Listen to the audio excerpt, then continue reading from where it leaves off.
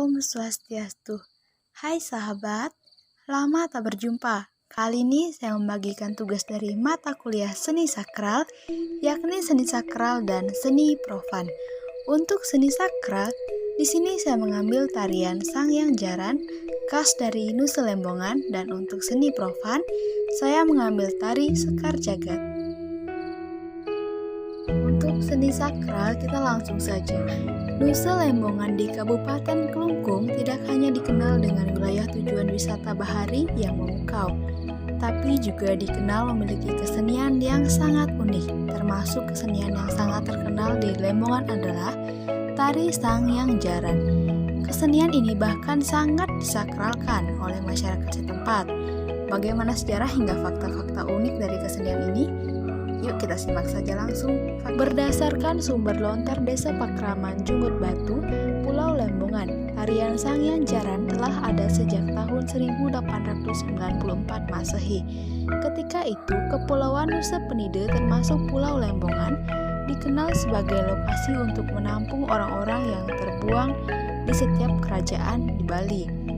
Dikisahkan, ide Pedanda Gede Punia yang berasal dari Bangli tidak diharapkan di tanah kelahiran di Bangli oleh Raja Bangli ketika itu. Ia dibuang ke Nusa Penida. Setibanya di Nusa Penida, ide Pedanda Gede Punia ini ternyata tidak diterima di Pulau Nusa Gede Penida. Ia lalu berlayar hingga ke Pulau Lembongan, ujar Ketua Penari Sangyang Jaran Desa Jungut Batu, Guru Mirah Maharani. Jero Mekal di Desa Lembongan ketika itu, I Komang Jungut menerima baik kehadiran orang suci asal Bangli tersebut.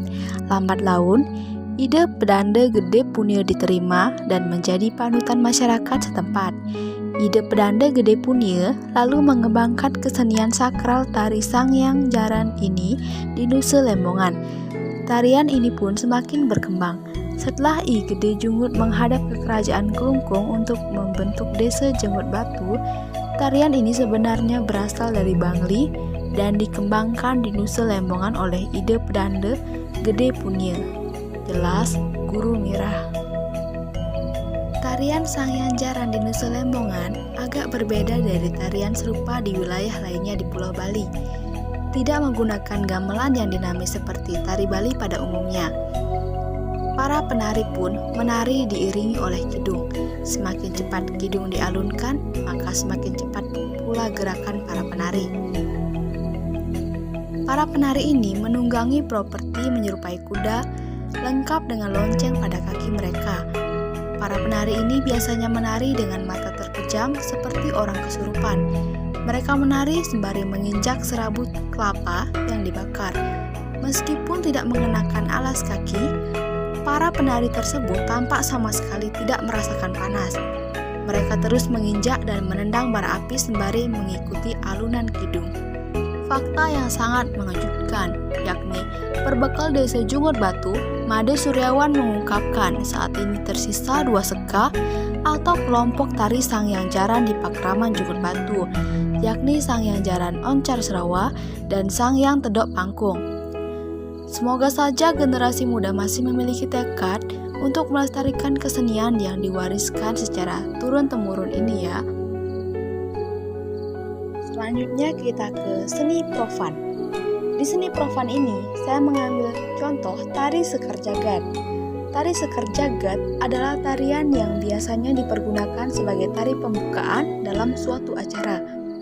Tarian ini merupakan garapan kelompok yang ditarikan sejumlah penari putri, biasanya antara 5-7 orang penari, yang masing-masing membawa sebuah canang sari. Tarian penyambutan ini menggambarkan kegembiraan para penari dalam menyambut para tamu yang hadir. Kegembiraan ini diungkapkan melalui keindahan geraknya. Tari Sekar Jagad berasal dari 2 suku kata, yakni dari kata sekar yang berarti bunga yang harum dan jagad berarti dunia, sehingga tarian ini bisa berarti pula tarian bunga di taman yang harum di seluruh dunia, menggambarkan damainya dunia dengan semerbak kembang-kembang bunga yang menghiasinya.